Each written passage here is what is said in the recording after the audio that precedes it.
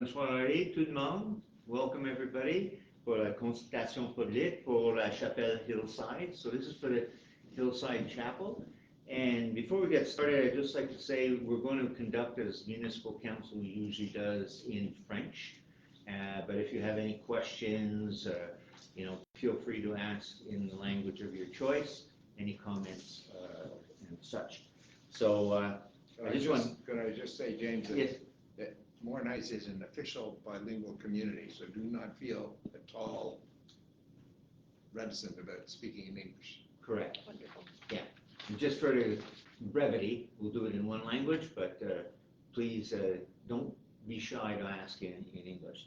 So, j'aimerais présenter moi-même James Jackson. Je suis membre de l'association historique de Morin-Heights et nous avons créé un comité local de la patrimoine et j'aimerais introduire les personnes qui sont sur le comité. Moi-même, je suis un administrateur. Notre présidente, c'est Mme Michel Prévost, qui est là. Nous avons un autre administrateur, Monique Laforêt, qui était partie de notre comité. Notre spécialiste en architecture et les bâtisses, Mme Christine Lefebvre. Notre conseiller, M. Peter McLaren, et notre secrétaire employé de la ville, Mme Karine Bergeron. La comité de la consultation locale de la patrimoine était formée en octobre 2022. On était un nouvel comité qui était formé pour les recommandations et les conseils pour le patrimoine dans notre ville. J'aimerais vous lire juste une petite section. Le Conseil local du patrimoine s'appuie sur la loi sur le patrimoine culturel afin de protéger et mettre en valeur le patrimoine local. Il peut recommander l'identification ou la citation des éléments patrimoniaux au conseil municipal dans le but de favoriser la connaissance, la protection, la mise en valeur et la transmission du patrimoine culturel dans une perspective de développement durable et dans l'intérêt public. On est ici, nous avons une mission d'assister et de consultation comme le comité consultatif de l'urbanisme ou le comité consultatif de l'environnement, qui fait des recommandations et des conseils. Mais à la fin de la journée, c'est le conseil municipal qui décide si c'était acceptable ou non. Okay? On est juste un groupe de faire les recommandations. Le résumé ce soir, une des obligations pour faire une citation pour un site, c'est d'avoir une consultation publique. C'est pourquoi on avait cette réunion ce soir pour avoir vos observations, questions et commentaires pour assister. On avait monté un dossier assez précis grâce à Christiane et avec Michel aussi, en anglais et français, pour monter les critères et les détails concernant le projet en question. Vous avez devant vous, si vous n'avez pas une copie, je pense que c'était monté aussi sur Facebook. Okay? Et il y a certains éléments qui étaient vraiment clés. On avait fait la première citation en février de 2023, cette année, pour l'Église unie. Et on suit le même processus avec les mêmes critères pour le Hillside. Il y avait une demande qui était faite en septembre 2023 par les personnes, M. Steve King, pour la Chapelle Hillside, pour avoir une citation. L'idée en arrière de la citation, ça donne la possibilité d'avoir les subventions à long terme pour la préservation ou restauration d'une bâtisse. C'est pourquoi c'était important, c'était exactement l'idée en arrière de l'Église unie qui peut trouver les subventions du ministère ou ailleurs. Bon, il y a certaines choses extrêmement importantes pour la Chapelle Hillside qui donnent une certaine notoriété et une préservation pour nos villages. À long terme, notre communauté veut préserver le caractère de notre architecture dans le village. Avec le progrès, ça peut changer rapidement. Oui, on avait des règlements concernant l'urbanisme et l'environnement, mais en même temps, l'architecture était très, très importante pour préserver le caractère. Premièrement, une des choses, c'est la tradition religieuse qui était passée dans ce coin. Ce bâtisse en question, Chapelle Hillside, était construit en 1895.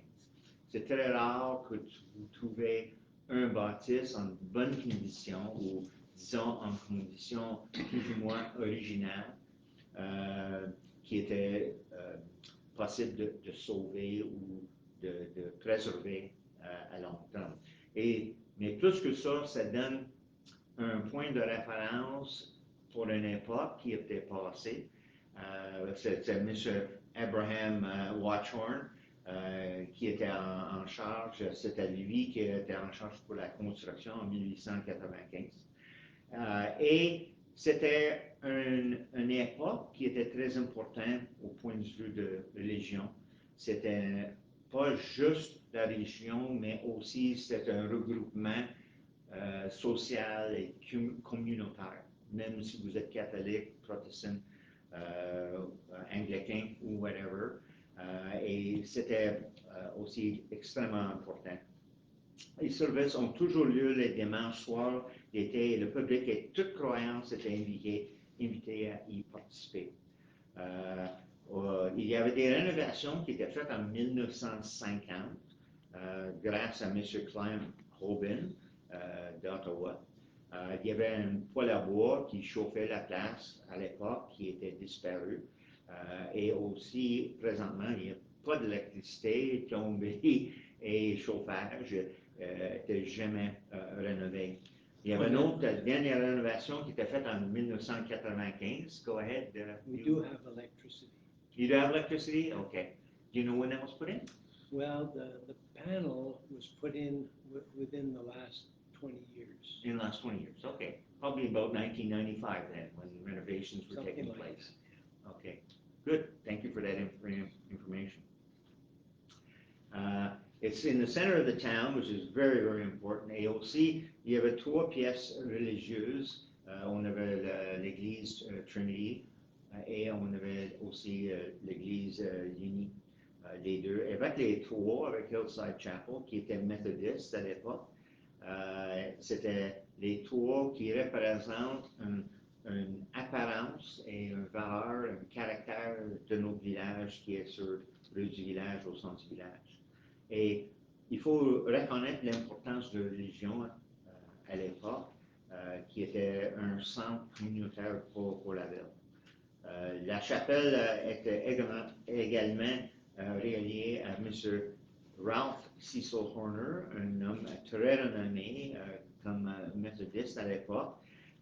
En 1916, il était dissocié pour former avec quelques fidèles à la Standard Church d'Amérique et ses qualités oratoires ont attiré des milliers d'adeptes tant dans l'Ontario et dans la vallée de l'Outaouais.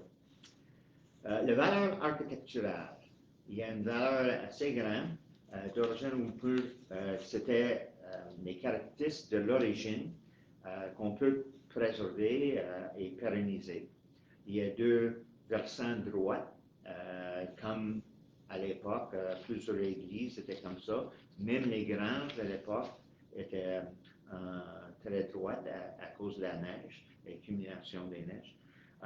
Aussi, par ailleurs, il y a l'absence d'un clocheton, parce que la tradition des meeting houses de la Nouvelle-Angleterre d'être 5 lieux de rencontre pour les croyants. Il y avait un minimum on dit statues ou sculptures religieuses dans l'église standard. Ouais. La simplicité est quelque chose à respecter et très valide. Valeur paysagère et urbanistique. C'est très modeste, mais il y a un charme indéniable. Ce site est bien aménagé avec les arbres matures autour, même le cimetière, et est un composant essentiel du caractère religieux de cette portion du chemin du village. La valeur identitaire, il a gagné le prix mérital de notre association en 2018. Le plan rectangulaire est vraiment une caractéristique standard à l'époque.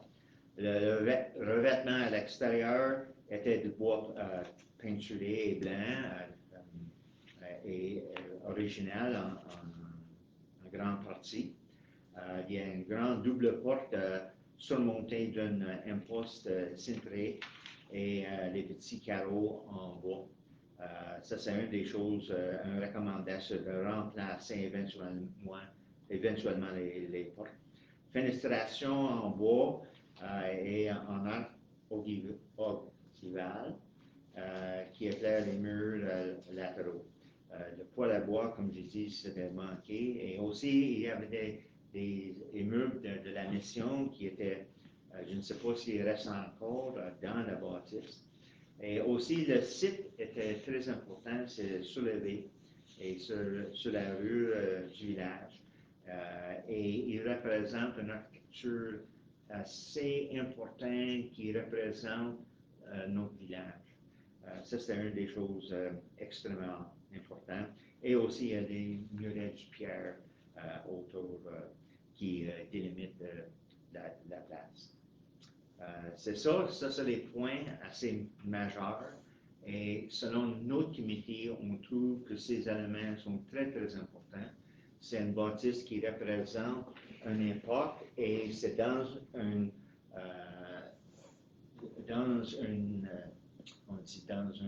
époque importante et aussi dans un état qui était très original. Et c'est pourquoi nos recommandations étaient de préserver et de citer la bâtisse. Ouais. Ça, c'est nos recommandations. Avez-vous des observations, questions, commentaires sur la préservation de cette bâtisse? Karen, is there anybody online with any questions? I think it's a beautiful structure. C'est mon église préférée à Morin-Heights. C'est la simplicité qui fait sa beauté. Et je suis d'accord que c'est très important d'essayer de préserver cette bâtisse le plus possible. Okay, thank you. Christiane? Can you just repeat? I didn't understand what she said. Qu'est-ce qu'elle a dit? Ouais. Bon, elle a dit que c'était l'église préférentielle pour elle. C'était très, très beau, très joli, et c'est très important de le préserver. C'est la simplicité que je trouve qui est vraiment intéressante à propos de la bâtisse. Juste une précision, la citation comprend le bâtiment et le site, le lot au complet. OK. Je crois. Et le lot complet, Christiane, ça implique quoi comme superficie? Est-ce que c'est... La ligne municipale, on a le numéro de lot, là. Alors, c'est le site en soi. Là. Je pense que le lot est quand même assez petit autour. Excellent. Just for whatever value it may have, excusez-moi, on a refait le toit. Yes, it was in 1995. Non. Non? Cet été. OK. Juste si ça ajoute un point ou non, je ne sais pas. Mais le toit était refait en bardeau, ça fait peut-être 2 mois. Oh, it's been 2 months ago? 2 or 3 months, yeah. Okay, the whole roof. Okay, has been reshingled. Excellent. And also they were looking to see if there was wood rot. Yeah. And they would have replaced any rotten wood. At the same time, yeah. Okay. Who did those renovations? That would be McVeigh. Oh yeah, Craig McVeigh. Team, yeah. Okay, good. And that was only a couple of months ago. That's right. Excellent. Madame Lefebvre avait raison. On parle ici de protéger tout particulièrement l'immeuble ici au 757 chemin du village et le lot d'une superficie de 69,8 mètres carrés. C'est bon? Malheureusement, il y a eu un peu d'infiltration d'eau. C'est ça. Puis il y a une odeur assez forte quand on rentre dans l'édifice. Est-ce que vous pourriez parler face Oui. à Madame Malheureusement, il qui y a... est architecte et qui tient à avoir toutes les informations Parfait. les plus précises? Malheureusement, il y a eu un peu d'infiltration d'eau OK. avant que le toit ait été changé il y a 2 mois. Et puis, c'est malheureux, mais il y a quand même une odeur assez forte La de moussisseur. moisissure. Oui. OK. Mais au moins, il n'y a plus d'eau qui rentre maintenant. Est-ce que vous allez faire les réparations à l'intérieur ou Ça dépend qu'est-ce qui arrive avec ce processus. OK. Et peut-être on peut avoir un Mais peu vous avez fait la réparation de la toiture. tout fait. OK. Avec du métal ou Non, avec des marteaux, comme des c'était. marteaux? OK. Merci. OK. Les intentions ici, c'est qu'est-ce que vous aimeriez faire, vous? Qu'est-ce que vous aimeriez faire, vous, pour préserver l'Église? Est-ce qu'il y a des plans? Pour nous autres, c'est la recommandation de le préserver, OK. mais si c'était cité, la possibilité d'avoir les subventions était très possible. C'est plus facile aussi. Absolument. Peter, you want to add something to that? Can I try and answer that question? Sure, yes, sir. We haven't, the government offered, decreed basically, or sent us a notice that we had to have this committee. And we had to identify buildings and do that, and that applied just this year, actually, to all of Quebec. Some places started, some places didn't. Christian and a couple of other really important people behind me here. Michelle, have worked very hard to identify a tremendous number of buildings. The council adopted and recommended, we have one historic site in Morin-Heights now, and that is United Church. And the reason the United Church was the first one to be done was because they came and said they needed a new roof. Okay. And they needed money to get it, and they knew that patrimoine would Help with that. And so we filled out we completed the study, and we made the recommendation, or the patrimoine committee and the historical committee made that recommendation to council, and council adopted it. And then the United Church people, it's up to them then to apply for the grant. So it's the same, it applies the same way to you. Wonderful. The thing and that's from the provincial government. And then I can tell you, as a member of the council and a member of the patrimoine committee, we have no bylaws yet. We have no rules yet. And so that's the next step in terms of starting this. It's all very new, and we have an awful lot of buildings that actually have been identified already. And of course, there are consequences to that, and when you decide that this is an historic site, the person who owns that building is going to suddenly find themselves in a position where they might have to do stuff To it. that they weren't expecting to do. So in terms of setting up a bylaw that's going to cover things like, support for that sort of thing, how it's done, blah, blah, blah, we're nowhere near anywhere in that sense. So just so you know, Thank you. we're doing this because it's a building that's important. It's a building that needed some work. And I guess our next project is probably going to be Trinity Anglican Church. And then after that, I don't know where we're going. Who knows? Yeah. So c'est très It's jeune all very, encore yeah, comme it's all new. processus. It's all very new. Parfait. But- Merci, je suis claire. But we've been very, very fortunate to have somebody like Christian Yeah, who's absolutely. worked at a federal level and who's adopted the criteria. These aren't criteria we've just made up. This is from on a national level, and she has adapted it to a rural level, of the criteria of how you identify buildings and how you evaluate them. and we've got over 200 buildings, I'm sure that we've already gone through, where we prioritize and list them. That's not imposition. It is just an evaluation to help, whether it be town planning or the council, to make a decision on a certain building, to consider it for preservation in the long term, to preserve the character of the town. Because we know that all of a sudden if somebody came in and said on the corner, let's have a 10-story, aluminum and steel building with glass, it would look a little stupid.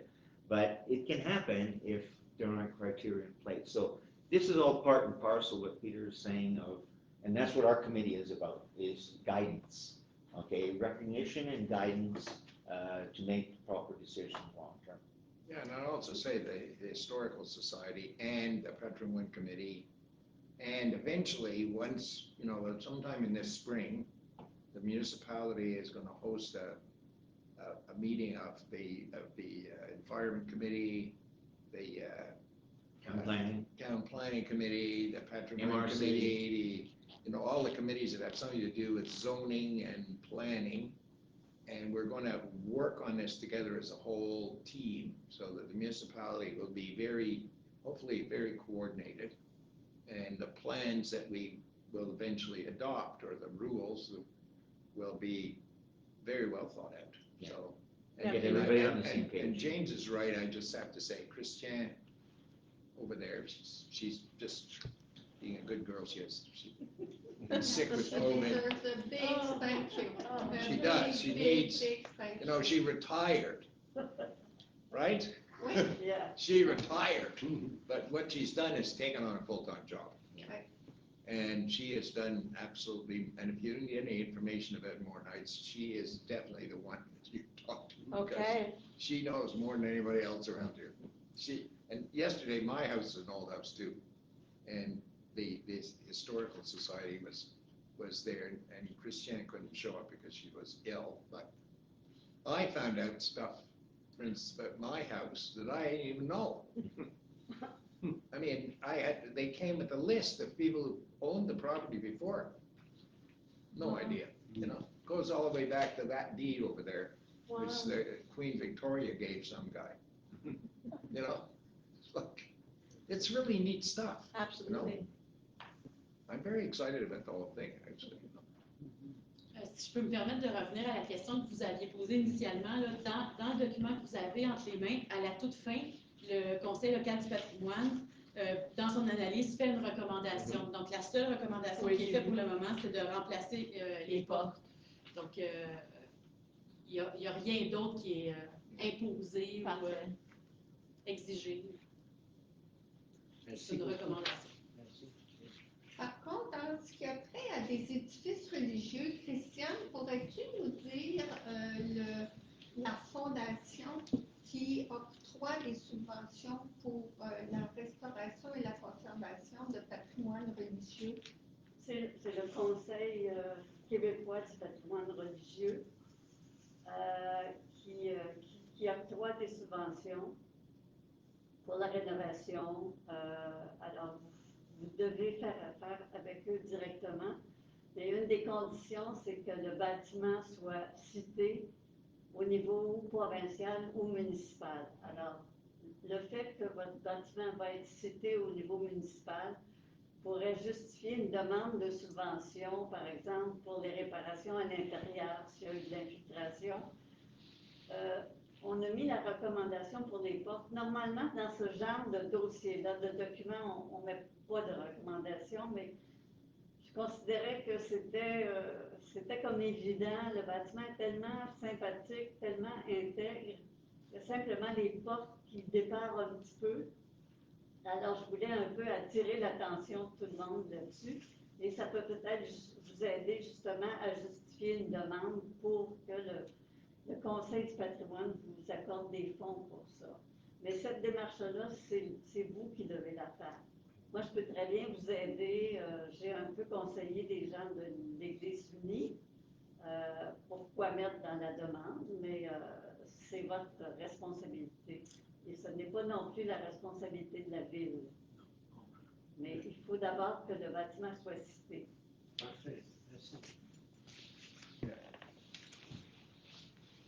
help, but you have to do it. So this is for us, not us, I mean, this is for the owner of the church to receive a title as a Yeah. heritage site. It's been Okay, cited thank you, because I as a wasn't clear. historical, so it just opens the door to go get grants. Yeah. Wonderful. And like Peter said, hopefully the municipality will also have a bylaw in place to assist as well financially. Yeah, by recognizing these I mean, buildings. you know, as a guy who's, I don't know if you've been other places in the world, but I certainly don't go to places like Nantucket or anywhere where there's a lot of historic sites that I've been to. The restrictions and the guidelines and all that is very onerous on property owners. But the municipalities and the governments, local governments, make allowances for that so that, you know, people can, you know, modify the building and they're not gonna go bankrupt, you know? Yeah, it's hard to go find that old wavy glass. Yeah, yeah. It's like it's, you know, in places like Nantucket, you can't change the doorknob. You have to put the same kind of doorknob back that was on the building originally, and just to do that is a huge job, because you gotta find somebody that can either make it or already still have them in stock. I mean, you know. It's very costly as well. So it is, and, you know, and that's one of the reasons why Morin-Heights, for the last, well, for all the years I've been around here, we haven't done it. We put signs up, you know, you'll see those little metal signs here and there.